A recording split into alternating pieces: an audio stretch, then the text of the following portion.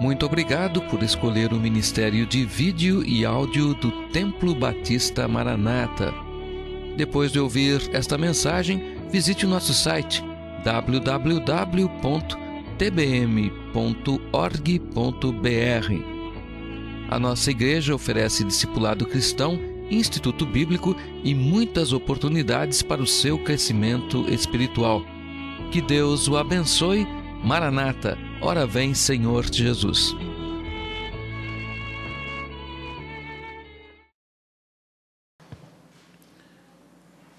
Mateus capítulo 5. Depois de encontrarem o texto, aqueles que puderem colocar-se em pé, nós vamos ler apenas um verso, verso 20 do capítulo 5.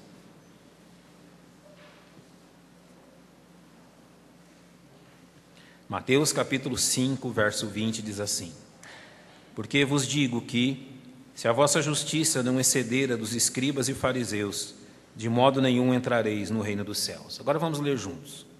Porque vos digo que, se a vossa justiça não exceder a dos escribas e fariseus, de modo nenhum entrareis no reino dos céus.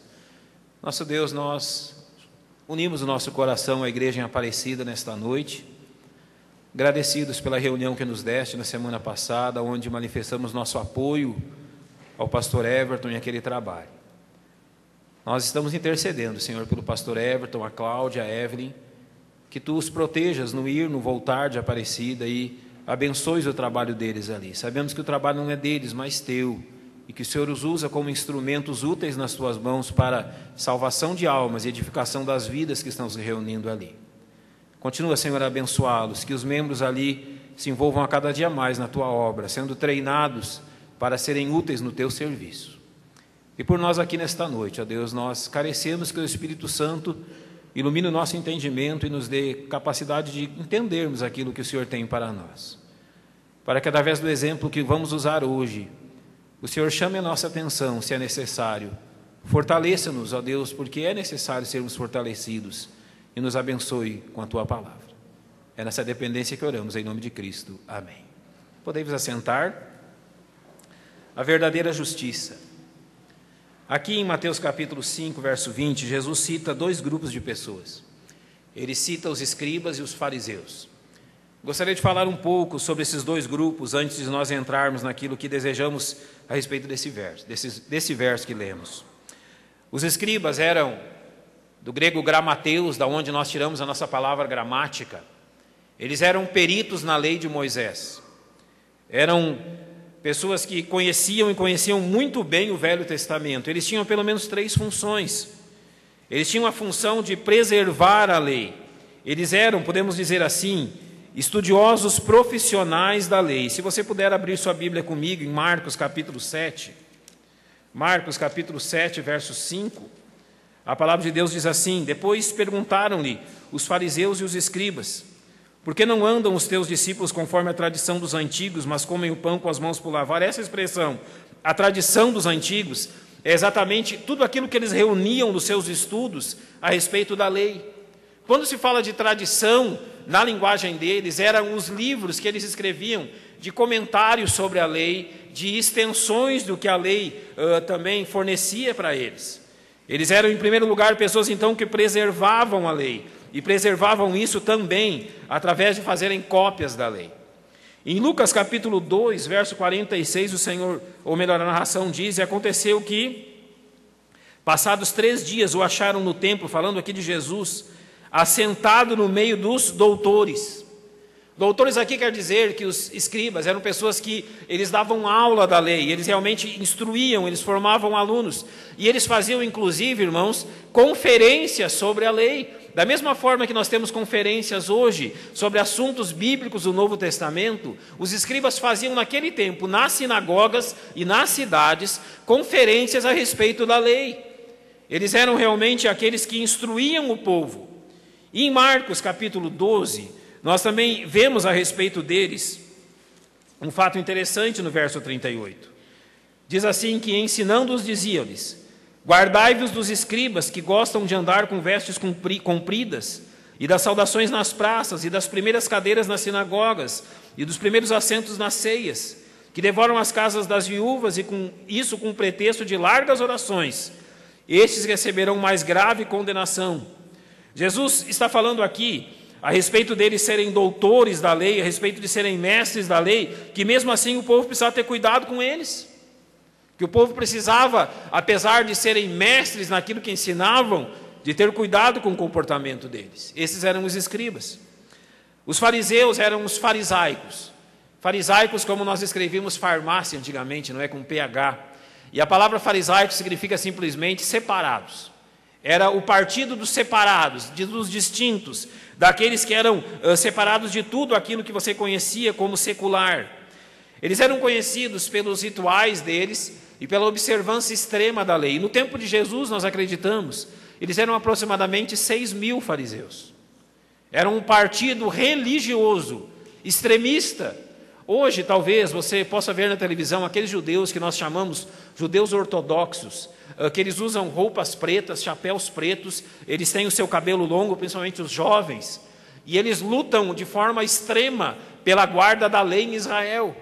Talvez uma versão disso que nós conhecemos hoje. Mas principalmente os fariseus, eles eram considerados os homens mais espirituais e justos daqueles dias. Sabe quem eram os fariseus? Ele era aquele tipo de pessoa que você olhava e dizia assim: olha, eu quero ser alguém próximo de Deus. Eu quero ser alguém que anda com Deus. Eu quero ser alguém de poder. Eu quero ser alguém que é um instrumento de Deus para fazer a sua vontade. Se você dissesse isso naquele tempo, você diria assim: olha, eu quero ser um fariseu. Fariseu era alguém inatacável. Era alguém que, de acordo com a justiça humana, é alguém que você não podia apontar o seu dedo para ele. Você lembra, por exemplo, de um fariseu famoso que depois fez parte da igreja? O apóstolo Paulo. E ele dizia na carta aos Filipenses, segundo a lei, ele era fariseu e alguém irrepreensível.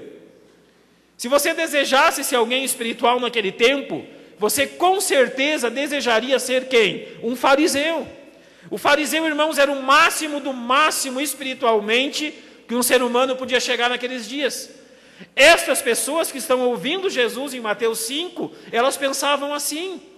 Elas olhavam para os fariseus, elas invejavam os fariseus, elas gostariam de ser como os fariseus. Agora você notou bem o que Jesus diz em Mateus 5:20?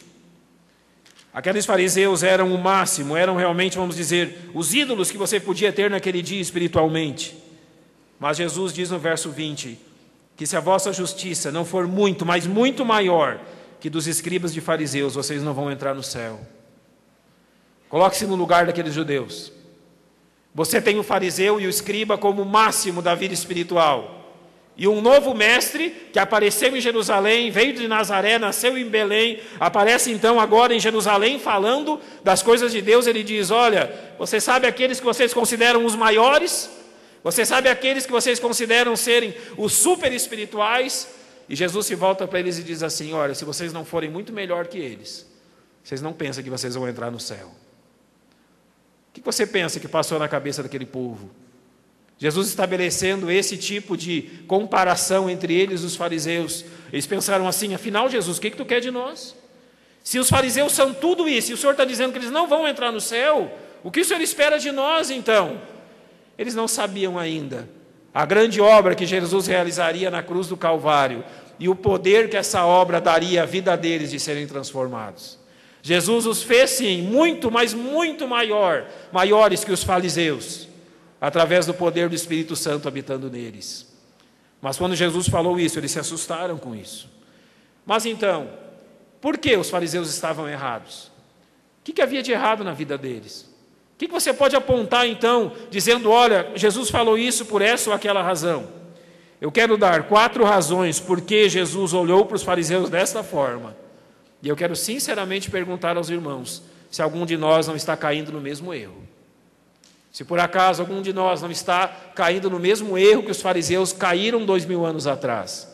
E talvez haja semelhanças entre a nossa vida e a vida dos fariseus. E talvez Jesus tenha que olhar para nós hoje e dizer assim: olha, se a tua justiça não for muito maior do que isso que você tem imaginado, você não pode entrar no céu. Vamos observar aquilo que Jesus disse a respeito deles. Em primeiro lugar, o grande problema dos fariseus era que a religião deles era algo meramente externo. O que exatamente eles faziam? A religião, não vamos usar aqui a vida espiritual, mas assim, tudo aquilo religiosamente que eles faziam, era algo que simplesmente nunca atingiu o coração deles. Eles eram ricos, muito ricos, no que diz respeito a ter a palavra de Deus aqui na mente. A mente deles estava cheia daquilo que Deus dizia. Mas a mente ocupada das coisas de Deus simplesmente gerava um comportamento externo que não podia ser visto mesmo aqui dentro do coração. O grande erro deles é que eles eram grandes homens de Deus por fora, mas não eram aqui dentro do coração, onde Deus queria fazer morada e agir na vida deles.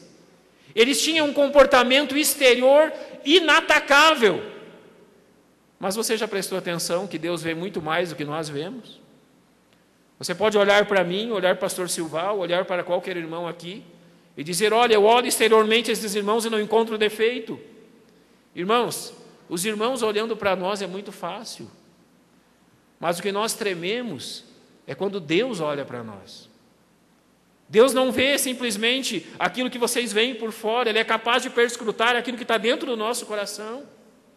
Ele olha para mim, ele olha para o professor Silval, olha para vocês, e ele não enxerga simplesmente isso que nós enxergamos exteriormente, ele enxerga o mais profundo, aquilo que eu jamais contei para ninguém, ou que eu não tenho realmente a coragem nem de comentar com outra pessoa, isso ele enxerga. E isso ele via nos fariseus.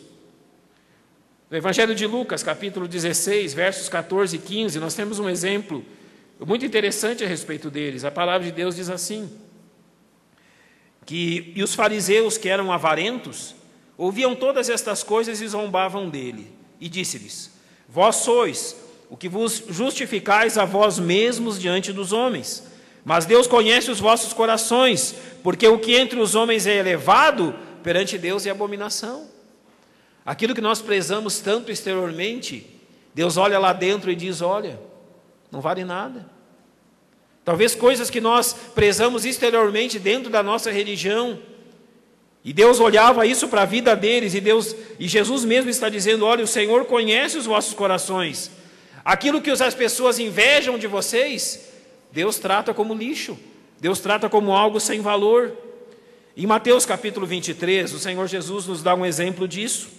Mateus capítulo 23, versos 27 e 28 dizem assim, ai de vós, escribas e fariseus, vocês são hipócritas, pois que sois semelhantes aos sepulcros caiados, que por fora realmente parecem formosos, mas interiormente estão cheios de ossos de mortos de toda imundícia. O que acontecia aqui? Um mês antes da Páscoa, os judeus pintavam os sepulcros ao redor de Jerusalém com cal. Você imagina aquela grama verde, aqueles paredões de pedra centenários, de centenas de anos. Você olhava aquela imagem, as muralhas de Jerusalém lindas, aquela grama verde, e os sepulcros todos exteriormente pintados de brancos. Era uma imagem bucólica, vamos dizer assim, uma imagem bonita de ver. E Jesus está comparando eles exatamente a isso. Eles faziam isso porque eles tinham medo que alguém pisasse sobre uma tumba, sobre um sepulcro, e não pudesse participar da Páscoa porque estava imundo segundo a lei. Então eles faziam isso, pintavam os sepulcros. Jesus está dizendo assim para eles, olha, a vida de vocês é igual àquela imagem que nós vemos fora de Jerusalém, aonde o verde da grama, os muros, os sepulcros, formam uma imagem bonita de fora da cidade. Mas Jesus olha para eles e diz assim, pode parecer bonito por fora, mas você sabe muito bem o que tem lá dentro. Então o verso 28 diz, assim também vós exteriormente pareceis justos aos homens, mas interiormente estáis cheios de hipocrisia e de iniquidade. Jesus disse assim, olha, as pessoas olham para vocês e elas acham que vocês são o máximo, mas eu olho para vocês, e aqui é Jesus olhando, e eu vejo que lá dentro só tem imundícia, só tem iniquidade. Exteriormente vocês parecem santos, mas no coração de vocês pensam em pecado, pecado, pecado e pecado. Como é difícil ser analisado por Deus. Quando os homens nos analisam, eles veem o exterior, mas quando Deus nos analisa, Ele vê o coração. Sabe, eu não vou dizer que eu não tenho pecado, você não tem pecado, mas eu vou dizer o seguinte, o problema não está no fato de haver pecado em nós, Deus sabe disso, nós sabemos que somos pecadores. O problema está no fato que nós não dependemos da graça de Deus para tratar dos nossos pecados. É que não dependemos do fato que quando Deus olha lá dentro e enxerga apenas podridão, Deus também olha para Cristo e Cristo está dizendo: está vendo as marcas nas minhas mãos? Está vendo esses pregos que atravessaram os meus pulsos, ou o meu lado furado, ou meus tornozelos feridos? Todo o pecado da vida deles foi pago nesse sacrifício. E esse sacrifício purificou-os eternamente. E eles estão entrando no céu, não há condenação contra eles. Quando você sabe disso, e Deus está olhando para você e vendo em você Cristo, você tem o desejo que toda essa podridão do coração seja tirada, e que aquilo que é bonito por fora também se torne bonito por dentro, com base na graça de Deus. Então, como falamos nessa manhã, quando nós enxergamos aquilo que Deus enxerga, nós falamos assim: olha, é somente pela graça. Não há outro motivo, irmãos, para nós estarmos aqui nesta noite, a não ser a preciosa graça de Deus. Porque quando Ele olha lá dentro, Ele enxerga uma podridão terrível causada pelo pecado. Mas quando Ele olha lá dentro também, Ele enxerga a imagem do Filho dEle. Ele enxerga a pessoa do Espírito Santo que nos selou, que nos penhorou, que é a garantia da nossa salvação. Ele enxerga o Senhor Jesus assentado à direita dEle, dizendo: este foi um daqueles que eu paguei o preço por Ele. Os fariseus não estavam preocupados com isso. Eles estavam preocupados unicamente com aquilo que é externo e esqueceram aquilo que é interno e que Deus vê. Em Mateus capítulo 15, versos 1 a 6, o Senhor Jesus conta uma história muito interessante sobre eles. Mateus 15, de 1 a 6. Então chegaram ao pé de Jesus uns escribas e fariseus de Jerusalém, dizendo: por que transgridem os teus discípulos a tradição dos anciãos, pois não lavam as mãos quando comem? Ele, porém, respondendo, disse-lhes: por que transgredis vós também o mandamento de Deus pela vossa tradição? Porque Deus ordenou, dizendo: honra teu pai e tua mãe, e quem maldisser ao pai ou à mãe certamente morrerá. Mas vós dizeis: qualquer que disser ao pai ou à mãe, é oferta ao Senhor e que poderias aproveitar de mim, esse não precisa honrar nem a pai nem a mãe. E assim invalidastes pela vossa tradição o mandamento de Deus. Em segundo lugar, eles colocaram seus preceitos acima da vontade de Deus. Você notou o que eles estão fazendo aqui? A imagem que Jesus está pintando aqui é a seguinte: um dos fariseus tem em casa pai e mãe idosos. Talvez ele more do lado da casa do pai e da mãe. Então ele mora numa casa, o pai e a mãe moram na outra casa. O pai e a mãe não podem mais trabalhar, naquele tempo não tem INSS, não tem previdência privada, nada disso. Eles eram escravos do Império Romano, miseráveis em muitas formas. O pai e a mãe estão lá sem poder trabalhar. Quando Jesus, por exemplo, usa o exemplo de cegos, de coxos, no Novo Testamento, Jesus está usando o exemplo de pessoas que eram alienadas da sociedade porque não podiam trabalhar. Naquela época você não trabalhava, você não comia, não tinha como.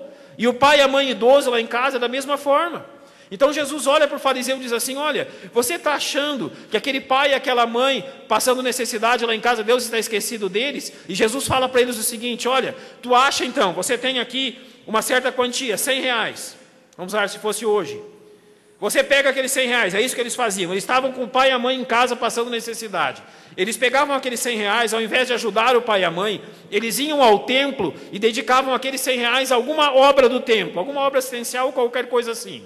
E eles saíam na rua dizendo o seguinte: olha, meu pai e minha mãe estão passando necessidade lá em casa, mas sabe o que eu fiz?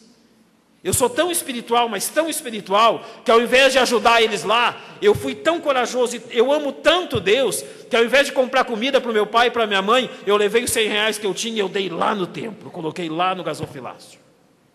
E os outros fariseus diziam: oh. Jesus olha para eles e diz assim: vocês estão brincando comigo? Vocês estão brincando com Deus? Você acha que de Deus se zomba?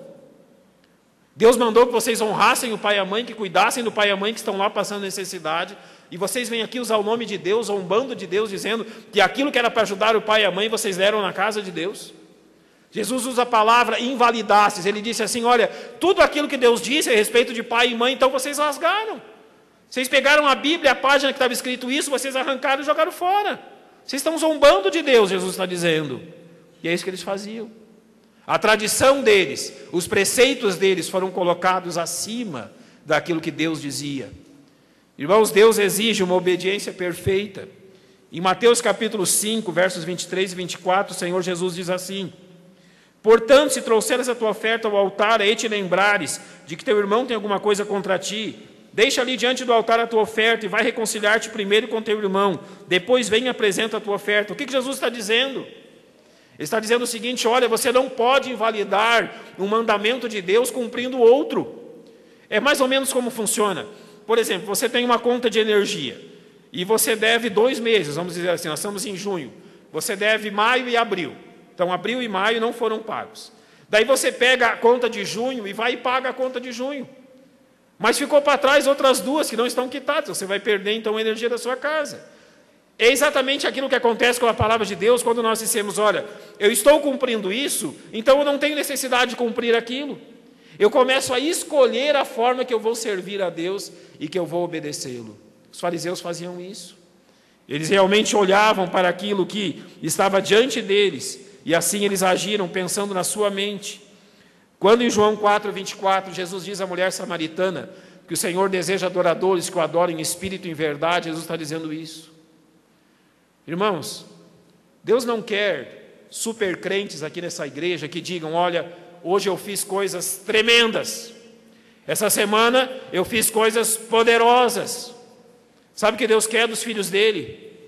Ele quer aqueles filhos que chegam aqui domingo e dizem: olha, eu fiz simplesmente aquilo que Jesus disse que eu fizesse. Aquelas mínimas coisas que todo crente deve fazer durante a semana eu fiz. Fiz simplesmente aquilo que Ele sempre disse que eu devia viver e fazer na minha vida. E aquele que depois de cumprir aquilo que o Senhor quer, nas mínimas coisas que Ele deseja, chega aqui e pensa assim: olha, eu fui um servo extremamente infiel. Eu fiz só aquilo que foi mandado. Deus quer aquele tipo de crente que está preocupado em obedecer ao Senhor em todas as coisas e não somente em algumas. Em Mateus 15, versos 7 e 9, ainda diz o Senhor Jesus a respeito deles. Mateus 15, versos 7 a 9. Hipócritas, bem profetizou Isaías a vosso respeito, dizendo: este povo se aproxima de mim com a sua boca e me honra com seus lábios, mas o seu coração está longe de mim. Mas em vão me adoram, ensinando doutrinas que são preceitos de homens. Em terceiro lugar, a devoção deles consistia simplesmente disso, de preceitos de homens. Eles não faziam aquilo que Deus queria, eles faziam aquilo que as pessoas mandavam, os fariseus mesmo mandavam que eles fizessem. E eu quero ler alguns versos a respeito disso, de fazer aquilo que nós achamos que deve ser feito. Colossenses capítulo 2, verso 18. O apóstolo Paulo nos dá um exemplo da seguinte forma.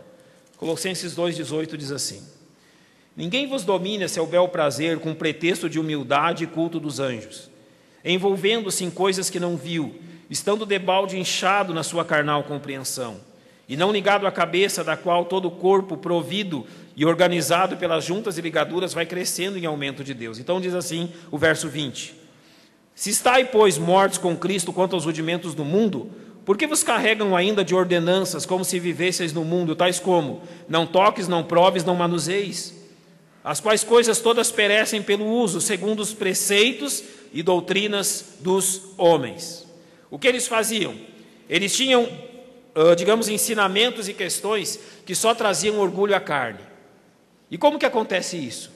Acontece isso quando na sua religião você faz coisas simplesmente para dizer que fez e para obter mérito diante de Deus. Eu vou usar um exemplo que é dos fariseus mesmos. Quando Jesus conversou com um deles, ou melhor, quando o fariseu e o publicano estavam no templo, ele disse assim, que ele jejuava 2 vezes na semana. Quantas semanas tem um ano, irmãos? Quantas? 52. Se você jejua 2 vezes no ano, 2 vezes na semana, quantas vezes você jejua no ano? 104 vezes. Sabe, Deus tinha ordenado no Velho Testamento, no máximo, 2 jejuns nacionais a Israel. Quer dizer que ele fazia 102 jejuns a mais do que Deus havia mandado. E sabe para que ele fazia isso? Para se orgulhar diante de Deus. Para dizer: Deus está vendo, tu mandou 2, eu faço 104. Que valor tinha isso? Que valor tem quando alguém faz alguma coisa para Deus simplesmente para dizer aos outros que fez? Ou quando trabalha para o Senhor simplesmente para que os outros vejam que Ele trabalha? É a mesma situação deles, é a mesma condição que eles estão. De nada há proveito, de nada realmente pode trazer algo que satisfaz unicamente a carne. Em 1 Timóteo capítulo 1, verso 4, Paulo dá um exemplo a respeito disso. Ele diz assim, 1 Timóteo 1,4, que não se deem a fábulas ou genealogias intermináveis, que mais produzem questões do que edificação de Deus, que consiste na fé. Ele diz, olha, não se deem a coisas imaginadas por homens. Em Hebreus capítulo 13, versículo 9, a palavra de Deus também nos diz claramente assim, Hebreus 13, 9, que não vos deixeis levar em roda por doutrinas várias e estranhas, porque bom é que o coração se fortifique com graça e não com alimentos que de nada aproveitam aos que a eles se entregaram.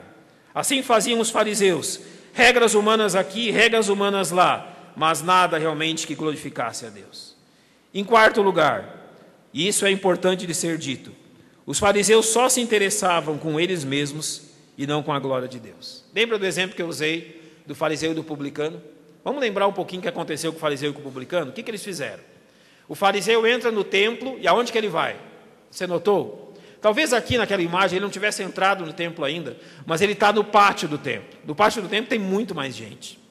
E ele se chega no pátio do templo, podemos usar aqui na igreja, como se alguém se colocasse lá no hall de entrada, ou se colocasse ali na porta, ou naquela porta. Então ele não está sentado em algum canto, mas o fariseu está de pé. Todo mundo o vê de pé, estão escutando aquilo que ele está falando. E ele começa assim, ó Deus, graças te dou, porque eu não sou roubador, eu não me prostituo, eu não faço nada daquilo que esses outros homens estão fazendo.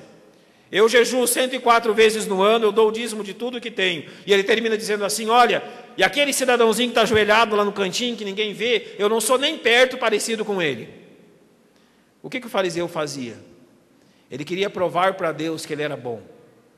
Provar para Deus que realmente ele merecia os favores de Deus, e mais do que isso, ele queria que todos o vissem e que todos o ouvissem.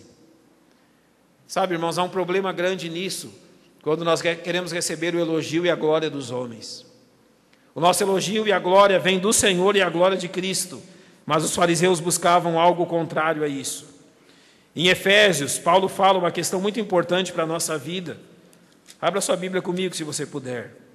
Efésios 1,6 diz assim, que nós somos criados para o louvor da glória de sua graça, pela qual nos fez agradáveis assim no amado. Verso 12 ele diz que somos criados com o fim de sermos para o louvor da sua glória, nós os que primeiro esperamos em Cristo. E o verso 14 diz que o Espírito Santo é o penhor da nossa herança, para a redenção da possessão adquirida, para louvor da sua glória. Qual é o motivo de nós sermos salvos? A Bíblia diz claramente, é o louvor da sua glória, e não o louvor da nossa glória. Eu li nessa manhã e eu quero reler, como último verso desta noite, o livro de Isaías, capítulo 66, verso 2. Observe bem o que o texto está dizendo ali. Isaías, capítulo 66, verso de número 2. O Senhor diz assim, porque a minha mão fez todas estas coisas, e assim todas elas foram feitas, diz o Senhor. Agora Deus diz, mas para esse olharei, para o pobre e abatido de espírito, e o que treme da minha palavra. Os fariseus buscavam sua própria glória, buscavam o elogio dos homens, mas Deus está dizendo a nós, que para esse olharei, para o pobre e abatido de espírito, e que treme da minha palavra. No fariseu e no publicano, o fariseu saiu sem ser atendido, mas o publicano saiu sendo salvo. Deus está olhando para nós e Ele quer ver uma justiça em nós, que não é a justiça exterior, mas é a justiça que habita no coração e que Cristo deu. Quem são aqueles que essa verdadeira justiça habita no coração? Em primeiro lugar, se você tem a verdadeira justiça, você tem o pensamento correto e cônscio, você tem na sua mente, na sua consciência, claramente a verdade que você é um pecador. E jamais, em momento nenhum da sua vida, você se enganou quanto ao fato dos seus pecados. A verdadeira justiça é a justiça daqueles que chegaram à conclusão, diante de Deus e dos homens, que são pecadores. Que o pecado deles os condena ao inferno. E que não há nada na vida deles possível de mudar essa realidade por si próprios. Aqueles que têm a verdadeira justiça enxergaram a si próprios condenados, sem chance. Aqueles que têm a verdadeira justiça, além disso, enxergaram em Cristo a única solução. Enxergaram que neles mesmos não havia nada a fazer, mas enxergaram aquele que fez tudo. Sabe o que é a justiça de Deus? Eu não sei se você pode, mas essa viga que tem logo no final aqui, se você tentar, eu não conseguiria jamais encostar nela pulando. Não conseguia atingi-la jamais. Talvez alguém de aqui consiga. Mas quando Deus fala da sua justiça, Ele fala de algo tão alto, mas tão alto, que as melhores coisas que nós fazemos, nós pulamos, e nós não passamos nem perto de atingi-la. Ela é tão alta, mas tão alta ao nosso poder, que nós passamos a vida inteira tentando encostar nela, atingir o padrão de Deus, e nós não conseguimos. Quando esse desespero de não atingir o padrão de Deus nos bate, Jesus é nos apresentado, a cruz nos é apresentada. Então Deus nos diz, olha, aquilo que você não consegue fazer, o meu filho fez na cruz. A verdadeira justiça é daqueles que entenderam que aquilo que eles não podem fazer, Jesus fez por eles. E que a morte de Jesus na cruz lhes deu uma justiça que é simplesmente verdadeira e única, que é a justiça de Cristo. Aqueles que têm a verdadeira justiça, finalmente, é aqueles que lá no céu não existe absolutamente nada escrito contra eles. Mas você olha assim e diz, olha, eu pequei hoje. Como assim não tem nada lá no céu contra mim?